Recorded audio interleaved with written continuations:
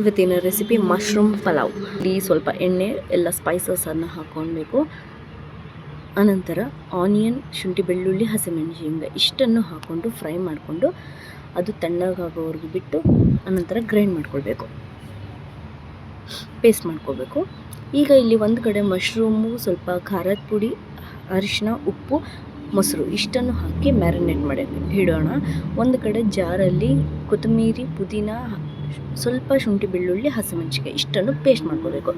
ಮತ್ತೊಂದು ತಪ್ಪಲೆಯಲ್ಲಿ ಎಣ್ಣೆ, ಸ್ವಲ್ಪ ಸ್ಪೈಸಸ್, ಆನಿಯನ್, ಒಂದೆರಡು ಹಸಿಮೆಣಸಿನ್ಕಾಯಿ ಇಷ್ಟನ್ನು ಹಾಕಿ ಫ್ರೈ ಮಾಡಿ, ನಾವು ಮೊದಲಿಗೆ ಆನಿಯನ್ ಪೇಸ್ಟ್ ಮಾಡ್ಕೊಂಡಿದ್ವಲ್ಲ ಅದನ್ನು ಹಾಕಿ ಫ್ರೈ ಮಾಡ್ಕೊಳ್ಬೇಕು. ಅದು ಫ್ರೈ ಆದ ನಂತರ ನಾವು ಗ್ರೀನ್ ಪೇಸ್ಟ್, ಪುದೀನ ಪೇಸ್ಟ್ ಮಾಡ್ಕೊಂಡಿದ್ವಲ್ಲ ಅದನ್ನು ಹಾಕ್ಕೊಂಡು ನೀಟಾಗಿ ಮಿಕ್ಸ್ ಮಾಡ್ಕೊಳ್ಬೇಕು. ಅದೆಲ್ಲವನ್ನು ಫ್ರೈ ಮಾಡ್ಕೊಂಡಾದ ನಂತರ ನಾವು ಮ್ಯಾರಿನೇಟ್ ಮಾಡಿರುವಂತಹ ಮಶ್ರೂಮನ್ನು ಹಾಕ್ಕೊಳ್ಳೋಣ.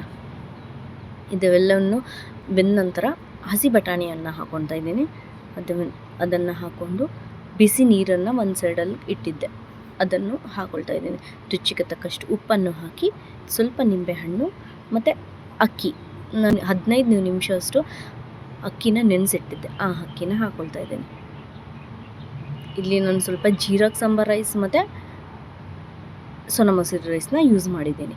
ಎರಡು ಮಿಕ್ಸ್ ಮಾಡಿ ನೋಡಿ, ಇದೆಲ್ಲ ದಮ್ಮಿಗೆ ಬಿಟ್ಟಿದೆ. ತುಪ್ಪ ಹಾಕಿ ಒಂದು 5 ರಿಂದ 8 ನಿಮಿಷ ಅಷ್ಟು ದಮ್ಮಿಗೆ ಬಿಟ್ಟರೆ ಬಿಸಿ ಬಿಸಿಯಾದ ಮಶ್ರೂಮ್ ಪಲಾವ್ ರೆಡಿ.